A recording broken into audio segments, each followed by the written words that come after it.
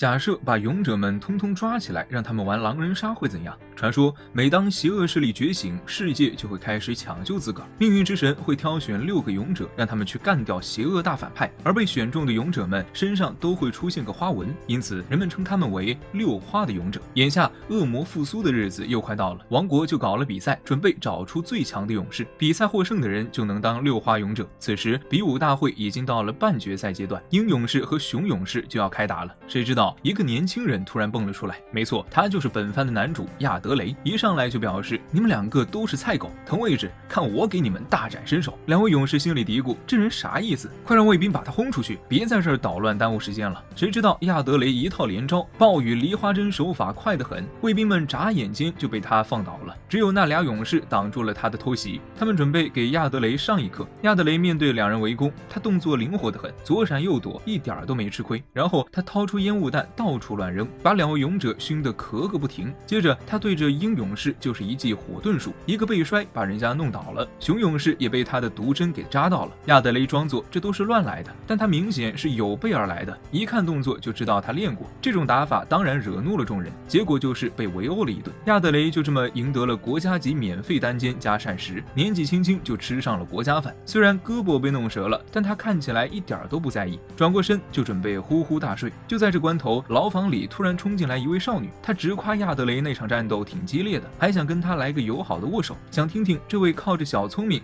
机智勇猛的战士的故事。原来亚德雷曾经也遇上过恶魔的袭击，跟师傅一路修炼，练就了不管用什么手段都得打败恶魔的能力，所以他才自认为是无敌的，信心满满，觉得自己肯定会被选为勇者。结果第2天亚德雷就被判了无期，还被扔进了瀑布下的监狱。这地方除了一把可以自我了断的兵器，就只剩下一个苹果。亚德雷才不会就这么认命，吃掉那苹果，开始在墙上刻画，记录着日子。他的饭量也不是很大，2个土豆就能打发。就这么过了大半年，亚德雷的胳膊也差不多恢复了。然后他开始琢磨逃狱的计划。正巧在这时，整个夜空忽然被血红色的光给照亮，祭司们马上嚷嚷这是大祸，肯定是恶魔复活了。同时一朵魔花穿过牢房，亚德雷一举手，发现自己居然成了勇者。那位先前的少女也赶到了，她说自己也被选为了勇者，而她呢是这王国的公主。接着拔刀，刀光闪烁，把碍手碍脚的士兵们通通撂倒。她带着亚德雷直接溜了，祭司们都差点被气疯了，抓不了，根本抓不了。2人一路飙车到了安全的地方，公主也跟亚德雷秀了一下她的本领，她能随手召唤出成堆的刀刃，削个萝卜啥的小菜一碟。亚德雷心想，就这点本事，怎么可能干掉魔王啊？紧接着就被刀刃围攻的满地找牙，打不过魔王，难道还打不过你不成？亚德雷立刻火大，大哥，开局先献祭队友吗？公主吓得赶紧道歉，是我不对，是我不对，我再也不敢了。亚德雷听得都有点不好意思，不过还是懒得搭理他，只顾风风火火的赶路。夜幕降临，公主主动聊起了自己的过往，说她爹的王位早就名存实亡，她现在也是单枪匹马，所以她才想和亚德雷真心做队友。这下亚德雷终于原谅了她，还递给了她一个毯子让她睡。就这样，他们迎来了第2天的曙光。公主也趁机和亚德雷亲昵了一下。路上，公主说她还有个狗腿子跟班，也被选为勇者了，估计很快就能会合，这样他们就不用担心魔王派刺客来偷袭了。就这样，一边走一边闲聊，他们终于到了魔王附近的国家。这国家的人都在成群结队的逃命。公主看到这情况也怕得不轻。亚德雷跟她说，这时候就该大笑几声，自然就不害怕了。可公主哪还笑得出来？但这倒是活跃了气氛。林子里忽然窜出了2个难民，说是魔头把他们的孩子和伙伴抓走了。2位一听这话，立马赶到了发生事情的地方，看见一帮魔头正围攻难民们。亚德雷一看这情况，二话不说就冲上去了，大口喝下一股火油，然后对着凶魔一喷，紧接着来了个火遁，把他烧得干干净净。公主也趁机把凶魔的头给砍了。这是第1次交手，亚德雷大呼公主的实力无敌，转头问难民们还有谁没跑出来吗？难民说村里还有个姑娘没能逃出来。亚德雷一听，骑上马就想去救人，但公主拦住了他。她说他们现在最重要的是和队友会合，不能一直这么耗着。但亚德雷根本不愿意听，骑马直奔村里去了。要是能救人却不救，那自己还算个啥勇者？公主也打算跟上，可突然间新的一波魔头来袭。另一边的亚德雷已经到了村子，发现这里的魔头已经被干掉了，而且是被火枪钢珠给解决的。看那姑娘头上戴着朵大丽花，手里拿的黑色大枪，看起来就是个火枪手，举枪就对准了亚德雷的头。亚德雷一眼看去，发现这姑娘手上也有烙印，于是赶紧亮明了自己的身份。交流了一番之后，才知道这姑娘叫弗雷米，是个行走的军火库。她虽然也是勇者，但性格看起来冷冰冰的。同时，公主自己一个人把一帮魔头干翻在地，不过她的爱马也牺牲了。正当她准备默哀时，正好她的巴结队友赶到了，一到就给跪了。不知道的人还以为她要求婚似的。巴结哥说他自己弄到了勇者杀手的线索，一看嘿，也是一枚火枪弹，会不会这勇者杀手就是弗雷米啊？这会儿亚德雷还蒙在鼓里，正琢磨着怎么搭讪呢。弗雷米却说他不想见其他勇者，他要自个儿去揍魔王。话音未落，他就开枪了。趁着马受惊的时候，他转身就溜了。亚德雷急忙让马送信给伙伴们，然后迅速追上弗雷米。弗雷米跑得飞快，但还是被亚德雷的望远镜给逮到了。分开还没2分钟，就被亚德雷堵上了。弗雷米气得骂他流氓，再过来试试，看我不打死你。亚德雷却一点也不害怕，说你一个人去对付魔王，那不是自找死路吗？到头来大家都得挂。弗雷米反驳说，他要是遇上其他勇者，肯定先被那勇者杀了，他不愿意透露背后的原因。亚德雷这下不再逼问，就在弗雷米要走的那一刻，他突然扔出个烟雾弹，然后一下子把人家的弹药包抢了，还嘚瑟地说给你机会不珍惜。弗雷米目瞪口呆，没想到这勇者能这么无耻。亚德雷却一本正经地说，要不你干脆给我一枪，要不咱俩就一起走，一起冲进魔头的老巢，我在路上保证你安全，不让其他勇者碰你一下。然后他就大大方方地露出背来。弗雷米犹豫半天，最后心软了，没开枪。这时候亚德雷的小马也找到公主了，听说亚德雷已经走了一步，他二话不说就准备出发。看到公主担心别的男人，那个痴情的结巴哥心里不是滋味。宝贝，你有我不够吗？别被其他男人骗走了。公主无语，你多心了，我们只是睡过觉的哥们而已。这话让舔狗哥当场裂开。另一边，弗雷米一路上嘟囔不停，亚德雷怎么哄都不见好。终于他们到了魔王的地盘，这也是所有勇者相聚的地方。魔王的地方到处是毒气，普通人一碰上绝对是今天见不到明天，只有能扛毒的六花勇者才能斗魔王，没有其他人能来帮忙。他们来到了离魔域最近的要塞，听说勇者来了，指挥官亲自出来迎接，还说就等他们几个了。一进去一看，要塞里堆满了打败的魔物。指挥官说他们死守这座要塞，因为这里有国王为勇者们准备的秘密武器。勇者一旦进入魔界，要塞收到信号就会启动机关，让魔物封住魔物逃出领地的路径，这样魔物们就都出不来了。勇者没把魔王解决前，村民们是安全的。了解了启动的具体规矩，他俩就接着往前走。虽说亚德雷一再保证会保护弗雷米，弗雷米还是不买账。他说不用那么心软，温柔过头，他可能会想灭了亚德雷。亚德雷还没搞明白这话啥意思，忽然一把飞刀飞了过来，是公主跟过来了，一见面就想除掉弗雷米。弗雷米也准备开枪还击，亚德雷急忙扑倒那想偷袭的家伙，喊道：你俩都是我心中的翅膀，别打了好不好？结果两位姑娘谁也不肯退让，非得斗得你死我活。亚德雷左右为难，亚德雷只好揭露弗雷米是勇者，一把抓住弗雷米的手，亮出6花的标志。这还是没能让公主消息，因为弗雷米就是那个臭名远扬的勇者杀手啊。弗雷米也没否认，还把自己干掉的勇者名单一股脑报出来。这下亚德雷懵了，反问他为啥杀勇者候选。弗雷米连掩饰都懒得掩饰，公主直接飞刀一顿猛攻。就算这样，亚德雷还是挺身而出保护弗雷米。他说弗雷米或许曾是勇者杀手，但现在他也算个勇者，大伙儿想要干掉魔王就不能自己人打自己人，要是不同意，那他就带着弗雷米私奔算了。听到这话，公主也只好放弃。两位美女就此握手言和。舔狗哥心里那个不爽啊，当着面就追问亚德雷，你到底用了什么把戏获得公主的信任？亚德雷4个人接着往前走，这时候听到空中一阵鸟叫声，掏出望远镜一看，只见空中黑压压一片都是飞行怪物，他们还扛着炸弹直奔结界的神殿而去，吓得大家急忙向神殿冲。可就在这时，一帮怪物挡在了路上，很明显是来拖时间的。没办法了，只好让舔狗哥先冲上去吸引火力，然后由公主和弗雷米来输出打击敌人，让亚德雷突围而出。亚德雷直接风风火火的跑，是他第一个冲到神殿门口。但奇怪的是，经历了那么猛烈的轰炸，神殿居然差不多完好无损，只有一位倒霉妹子被子弹打中。亚德雷也顾不上多想，直接冲到神殿门前。显然大门得用钥匙才能开，可那女子说她没钥匙。亚德雷没辙，只能拿出 CC 炸药，想硬破开大门。随着一声巨响，大门总算开了。亚德雷正想进去，忽然里面跳出2个穿铠甲的勇士，一上来就向亚德雷发起攻击。多亏了他反应快，一转身2刀就干掉了对方。谁知那铠甲里面空空如也，那女人也露出了真面目，变成一只猴子怪物溜了。亚德雷正想追，却看到周围的景象突然变了，整个被浓雾包围了，这就是迷雾结界开启的标志。亚德雷一看，急忙冲进神庙里面，到了中心地带，看到一把宝剑正插在那儿，结界已经激活了，但是启动结界的人却不见踪影。就在这时候，公主他们也赶到了，对亚德雷疑问连连，这是怎么回事？应该是勇者都到齐后才对呀，现在激活就意味着咱们被困在这儿了。舔狗二话没说，直接抽出那把宝剑，可这雾还是没散，亚德雷就割破了自己的手指，想用勇者的血来打破结界，但似乎也没啥效果。这一下公主紧张坏了，勇者还没齐呢，这咋打魔王啊？弗雷米马上拦下，让公主先冷静冷静。这下她总算是冷静下来了。同时，一个绿衣小萝莉蹦跶着进来了，她说自己才是六花勇者中最强的。亚德雷听了乐了，老子才是这大地上最厉害的，懂不？弗雷米这时候却警惕多了，因为这俩勇者之前打过架，幸亏6号大姐头勇者出面，立马喊停，小孩子不能乱斗，这才避免了一场混战。本来按照道理，6个勇者已经全到齐了，可突然又进来了一个猫耳男，他也说自己是6花勇者之一，晚到了点，不好意思呀。这下真是让人摸不着头脑了，6花勇者怎么有7个人呢？这么一来，只能得出一个结论，咱们里头有个叛徒，而首当其冲的嫌疑人就是专杀勇者的弗雷米。很快他就因嫌疑太大被关了起来，说只要干掉那个搞鬼的人，结界才会自己消失。为了查出真凶，大家都开始说自己的不在场证明，发现每个人都有铁证如山。最后到弗雷米这儿，他让人解开他的眼罩，露出自己的魔眼和头上的角，说自己是魔族和人类的混血儿，小时候被魔族养大，一直想要灭掉人类，但现在已经决心离弃魔族，变成了勇者。亚德雷也急忙跳出来为自己辩护，说弗雷米有魔族血统，肯定没法启动结界。但猫男马上跳出来反对，说如果半魔不能启动结界，那弗雷米应该连着建筑都进不来。再说了，如果弗雷米真是内鬼，那亚德雷早就应该被他干掉了，尤其是他那勇者杀手的名声在外，真是叛徒的话，他来这里不就是自找死路？所以现在还不能确定弗雷米就是叛徒，这样看来只能回头看看结界启动前的线索了。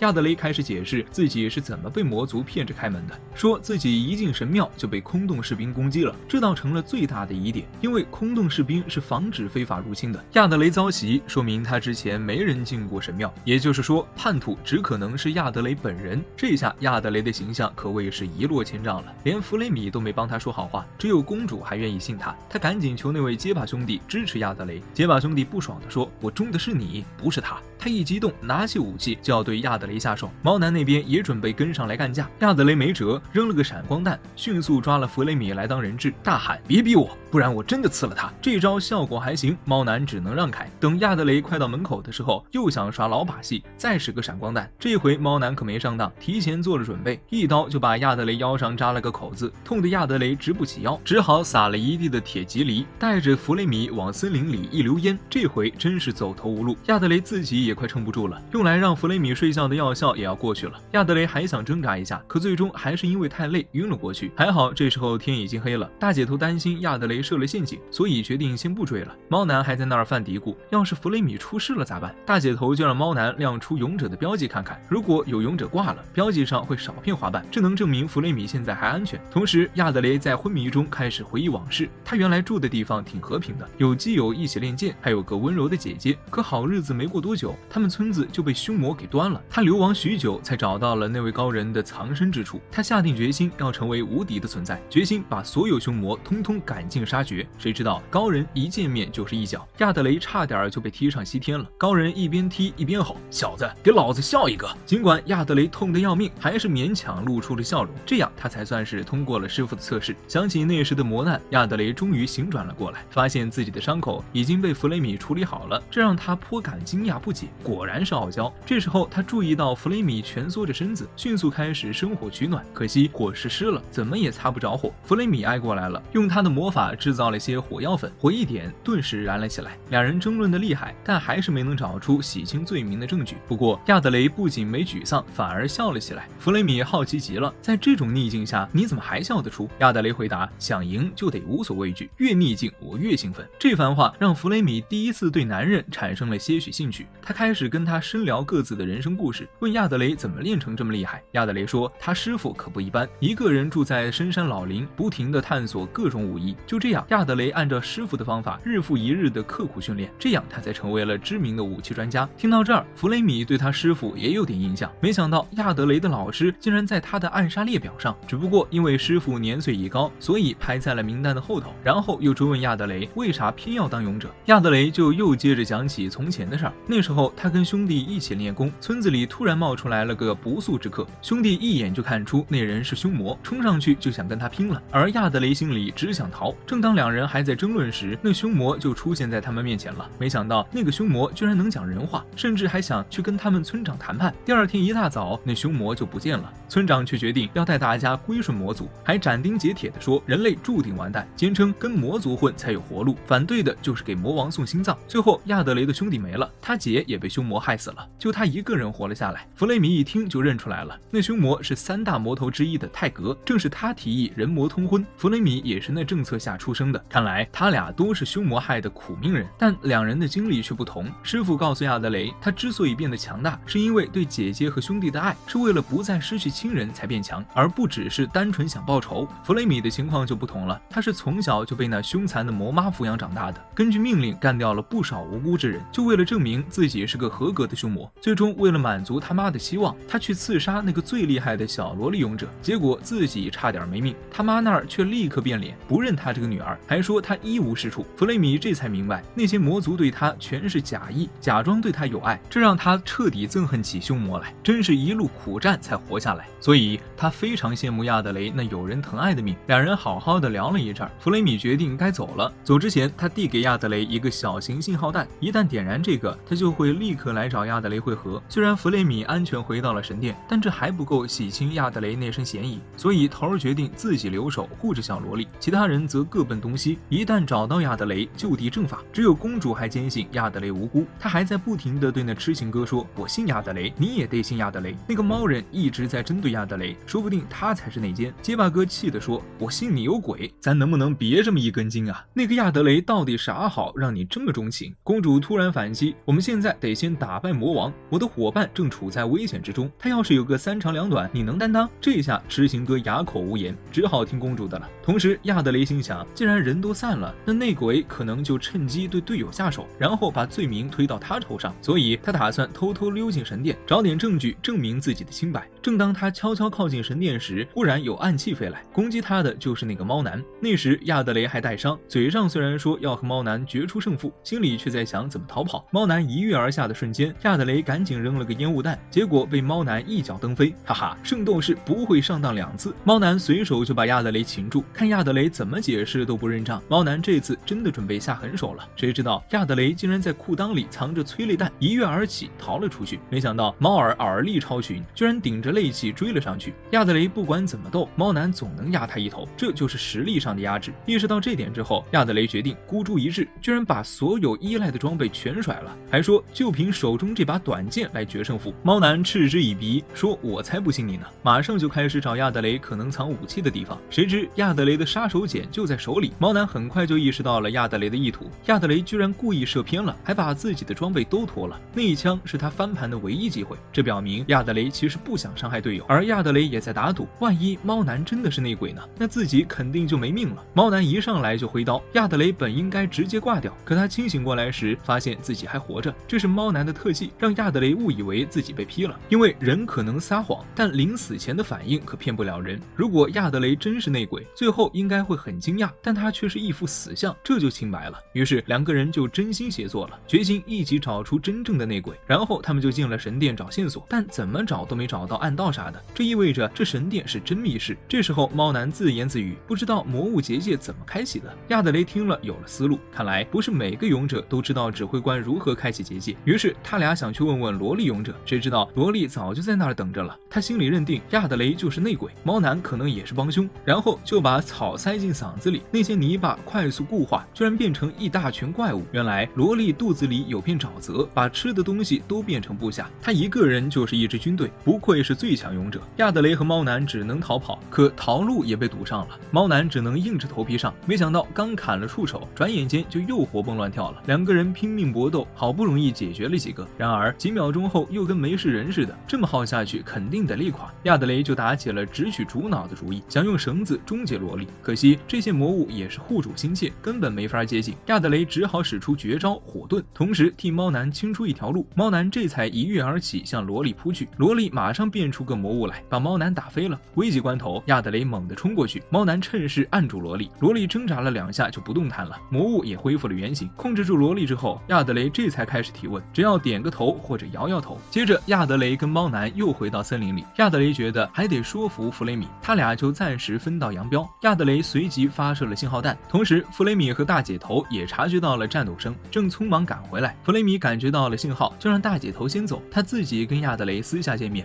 亚德雷终于把自己的推理说了出来，那就是指挥官把大家都骗了，他说的启动结界的方法根本就是假的，所以不是亚德雷进神庙的时候结界已经激活了，而是有人看他进去后手动制造雾气，假装结界启动了。这下大家开始互相怀疑起来。弗雷米却断然说这不可能，没有长时间的准备，怎么可能弄出这么浓的雾？所以这个推断还站不住脚，你还是甩不掉嫌疑，等着瞧吧。然后准备把子弹送他一程，可亚德雷急忙说他不能就这么挂了。弗雷米也慢慢被打动，他直说不明白亚德雷为啥要保护他，如果能给出个像样的解释，他愿意跟亚德雷站在一边。这时候大姐头终于冲回神殿，一进来就骂他俩没用，居然抓不到亚德雷。猫男更是比猪还不如，不仅放跑了内鬼，还帮他一起制服了自己人。猫男急忙拿出证据，可大姐头坚称亚德雷是狼人杀高手，说他这是在演戏，说大家都被他忽悠了，然后准备亲自动手解决这个麻烦。亚德雷也终于说出了心里话，弗雷米，我爱你，差点让这姑娘心动。可惜弗雷米对背叛已经心有余悸，他直说男人的话都是谎言，转身就是一枪，枪声引来了其他勇者的注意。猫男急着想去帮忙，结果被大姐头挡下了，他把狗尾巴草递给了萝莉，让他控制住猫男，然后展现山之圣者的力量，利用山谷的回声，像是开了个服务器广播，告诉所有人猫男快被亚德雷弄死了。猫男自己都傻了，这种污蔑亚德雷的谎言，大姐头难道是真正的叛徒？公主听了这消息也傻眼了，她之前一直信誓旦旦亚德雷是清白的，没想到自己被骗得这么惨，生气到几乎把他的 CPU 给烧坏了。他发誓非得把叛徒亚德雷弄死不可。这会儿弗雷米正在追杀亚德雷，甚至不留情面地扔出了爆破手雷，亚德雷只能急忙用飞镖还击，这才勉强保住一命。他明白弗雷米其实是怕再次被信任的人背叛，还想着要继续劝说弗雷米。然而大姐头也紧追不舍，一上来就是一阵猛如雨的拳头，根本没给亚德雷开枪回应的机会。在2个人的联手之下，亚德雷最终没路可逃，只得放下武器投降。大姐头立刻逼问起来，快交代你的目的。亚德雷也哭笑不得，我不是叛徒，我有啥好坦白的？然后说自己死不要紧，但至少得证明弗雷米是清白的。